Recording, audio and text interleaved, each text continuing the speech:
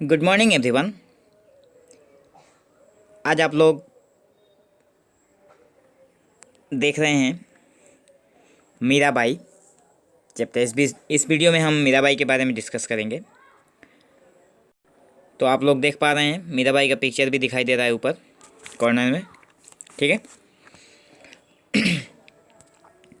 तो मीराबाई कौन थी, कब जन्म हुआ, कहाँ से आई थी, इन सब सारे सवालों का जवाब हमें इस वीडियो में मिलने वाला है, ठीक है। तो बने रहिए इस वीडियो के साथ। तो वीडियो की शुरुआत करते हैं। मीराबाई जो कि चैप्टर नंबर 2 में दिया हुआ है। हिंदी की कृष्ण भक्ति काव्यधारा में कवित्री मीराबाई का स्थान महाकवि सूरदास के बाद ही है। आप भगवान कृष्ण की अनन्य आराधिका थीं, इसलिए आपको कृष्ण प्रेम दीवानी की आख्या प्राप्त हुई। मीराबाई जो थी वो सूरदास के बाद कृष्ण भक्ति काव्यधारा में स्थान प्राप्त करती हैं और ये कृष्ण की आराधिका थी, इसलिए इन्हें कृष्ण प्रेम दीवानी के नाम से आख्या दी हुई है, अर्थात बुलाया जाता है। कवित्री मीराबाई सच्चे अर्थ में कृष्ण प्रेम भक्ति की सजीव प्रतिमा थी।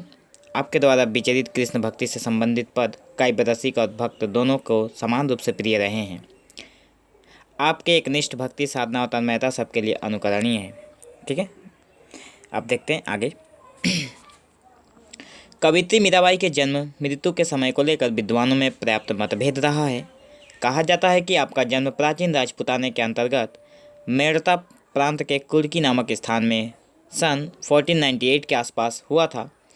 उनके पिता राव रत्न सिंह और दादा राव दुदा जी थे।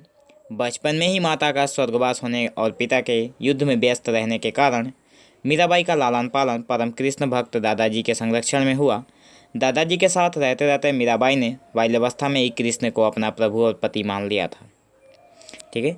तो कुछ विद्वानों में मतभेद है। कहा जाता है कि इनका जो जन्म हुआ था वो मेड़ता प्रांत के कुर्की नामक स्थान में हुआ था 1498 में, और उसके बाद ये उनके पिता जो थे राव रत्न वो युद्ध में व्यस्त रहते थे, इसलिए वे अपने दादाजी के साथ रहती थी। और दादाजी तो कृष्ण भक्त थे, इसलिए उनके साथ रहते थे। वो भी कृष्ण की भक्ति में संलग्न हो गई, ठीक है, और उन्हें अपना पति भी मान लिया कृष्ण को।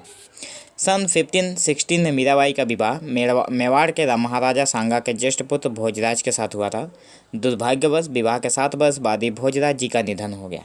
देखो, मेवाड़ का जो राजा था महाराजा सांगा, उसका ज्येष्ठ पुत्र मतलब उसका बड़ा जो पुत्र था उसके साथ मीराबाई का विवाह हुआ था 1516 में, ठीक है।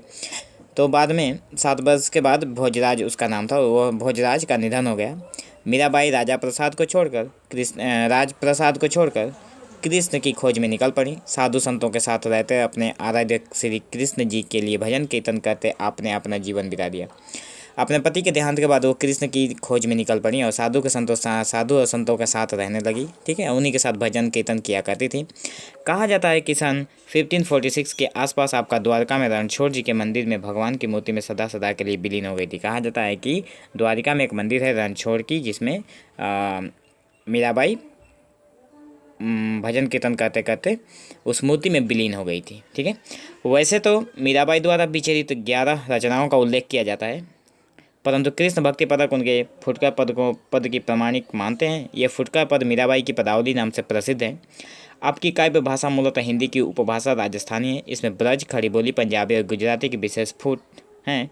मीराबाई की पदावली संपूर्ण हिंदी साहित्य की अनुपम उपलब्धि है, ठीक है। मीराबाई का जो रचनाएं हैं वो 11 रचनाएं मानी जाती है, लेकिन उसमें फुटकर पद के प्रमाणिक माने जाते हैं, इसलिए मीराबाई को ये फुटकर पद को मीराबाई की पदावली के नाम से भी प्रसिद्ध है, ठीक है।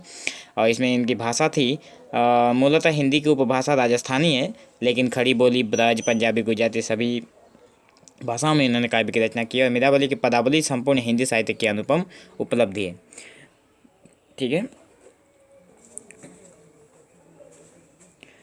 तो आज की वीडियो हम लोग यहीं पे समाप्त करते हैं और आशा करता हूँ आप लोगों को समझ में आया होगा मीराबाई के बारे में कि कौन थी, कब जन्म हुआ था, कहाँ से आई थी, किससे विवाह हुआ था, ठीक है।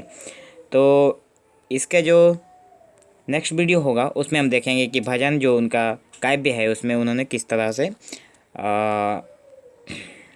अपनी बातें प्रकट की है, ठीक है। उन्होंने संसार को क्या संदेश देना चाहा है, ठीक है। तो वो देखेंगे हम लोग नेक्स्ट वीडियो में। Thank you for watching this video. Have an awesome day.